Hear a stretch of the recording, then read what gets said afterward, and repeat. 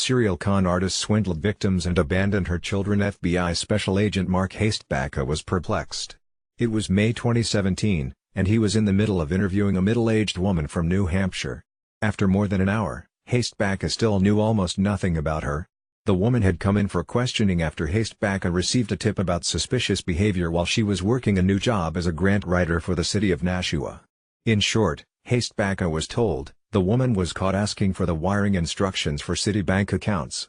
She went by Jenna Kaplan. But Hastebacka immediately suspected something was amiss. There was no record of any Jenna Kaplan living in the state of New Hampshire. In fact, there was no trace of a Jenna Kaplan in her age bracket having ever existed. Pressed by Hastebacka, Kaplan finally coughed up her real name, Dana Lawrence. But she wouldn't reveal much else, and she left almost no digital footprint. It was unique because there was nothing there, Hastebacka said. She was a ghost. She had no credit cards, not a single bank account, he added. And most people have a bank account with a debit card. She didn't even have a debit card. The phones she was using were all drop phones, pay-as-you-go. By then, Hastebacka was confident that he had enough to charge her for using someone else's social security number. Hastebacka took Lawrence into the back seat of his FBI vehicle to transfer her into federal custody. She challenged me that I only knew 20% of what she's done over the years, and I would never be able to figure it out, Hastebacka said. So, challenge accepted. That taunting challenge from Lawrence resulted in Hastebacka learning that she wasn't your run-of-the-mill con artist. Over the next several weeks, the scope of Lawrence's decades-long, cross-country crime spree would come into focus. The FBI found evidence that she had built a life of lies in order to swindle at least 7 unsuspecting victims, including a pilot, rabbi and a boyfriend's mother, out of hundreds of thousands of dollars, authorities say. Lawrence had evaded law enforcement for more than 20 years by using 19 different aliases across 16 states, the FBI says. All the while, the FBI says, she was carrying out schemes that ranged from her pretending she was pregnant to posing as an Ivy League-educated attorney. At times, Lawrence even used her young daughter as her prop, the FBI says. These frauds included telling victims she needed money because her niece's parents had died in a car crash.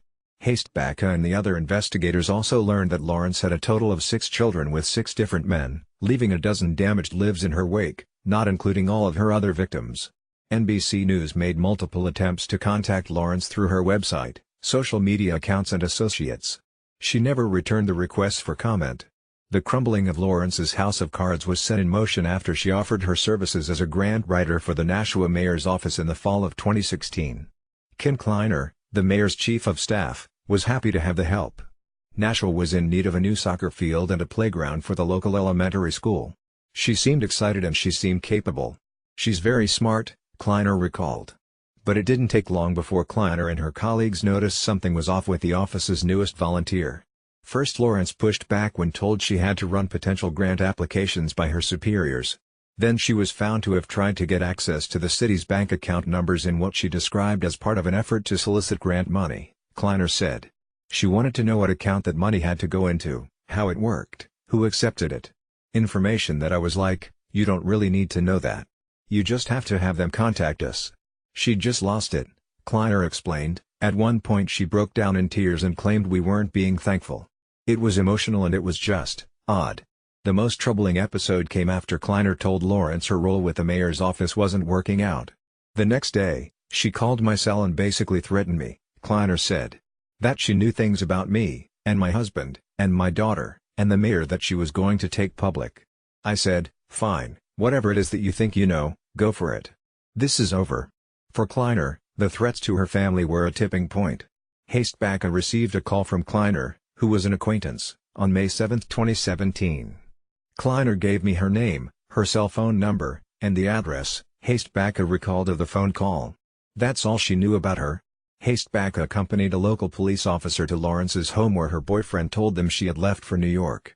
The boyfriend, Nick Panelikas, had told the same story when the local officer showed up without Hastebacka days earlier, Hastebacka said.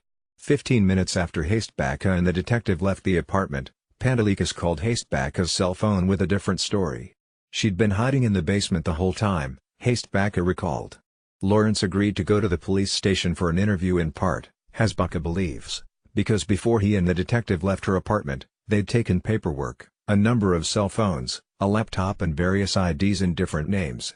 Lawrence initially insisted that she was indeed Jenna Kaplan. When Hastebacka told her he knew that she provided someone else's social security number on her apartment rental application, she said she did so because she was running from an abusive ex, according to Hastebacka. Lawrence finally gave up her name, but her penchant for avoiding bank accounts and credit cards complicated the effort to fill in who she was, the FBI said. Without much of a paper trail to follow, Hastebacka started Googling the names he had found in the paperwork from her apartment. The online searches turned up a profile on Ripoff Report, the scam-spotting website. Nothing had been updated in that site for probably 5 years, Hastebacka recalled, and these victims, over the years, had shared common experiences. "This woman is crazy. If you knew her in the past, I would suggest that you stay the hell away from her," one post reads. "Wish I had some pics to post, but she always made sure to stay away from the camera," reads another. "Like many of you, I too have had the misfortune of meeting this sick individual. Thankfully I was able to get out before it was too late." As he dug further into Lawrence's past, Hastebacka noticed a pattern. She would go on dating websites or visit hotel bars looking for men, and then tell the men she was pregnant with their child, sometimes after just one date, according to Hastebacka. She would tell them that she was an Ivy League-educated attorney, that she came from incredible wealth, that her father was deceased, her mother was a doctor with Doctors Without Borders, working in Africa. She said that her family had connections to the royal family. And somehow, she would doctor up photographs to show that. Hastebacka said she seemed to target a particular type of man in her schemes, which often involved setting up credit cards in their names. They all seemed to be well-to-do professionals, attorneys, pilots, business owners.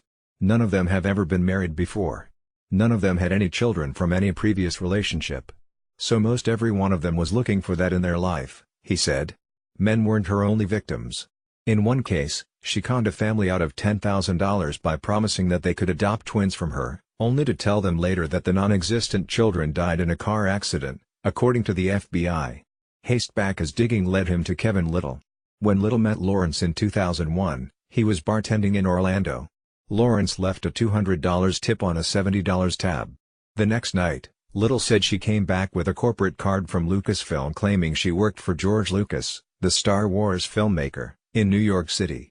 Lawrence said she was in town to take care of her sick mother, and over the next few days, she continued visiting the bar, ultimately leaving more than $2,200 in tips, Little recalled. Little and Lawrence ultimately had a one-night stand, and not long afterward, she told him she was pregnant with his child. After their daughter Avery was born, Lawrence took Avery and skipped town. Little eventually won custody of Avery after Lawrence was arrested in New York City in 2005 on fraud charges. He said Avery hasn't seen her mother since. Hastebacka said there were some stories that he couldn't ever forget. She told one gentleman up in Canada, who's an aspiring actor who she went and stayed with for a few months while she was on the run, that the family had close ties to the actor Jack Nicholson, and that they could arrange for him to get into some of Jack Nicholson's movies. It was heartbreaking to talk to him because he really believed it, Hastebacka said. As he pieced together Lawrence's past, Hastebacka learned that Lawrence had at least 6 children, each by different fathers. But one child's name came up more than the rest. Kennedy was Lawrence's second child. She became a key part of several of Lawrence's schemes, according to the FBI. Kennedy was the one child that she tried her best to keep with her while she was on the run, Hastebacka said. Lawrence often portrayed Kennedy as a niece whose parents died from cancer or in a car accident, the FBI said. Whatever story was most sympathetic at the time, Hastebacka said. Hastebacka said Lawrence treated Kennedy not as a daughter but as a prop.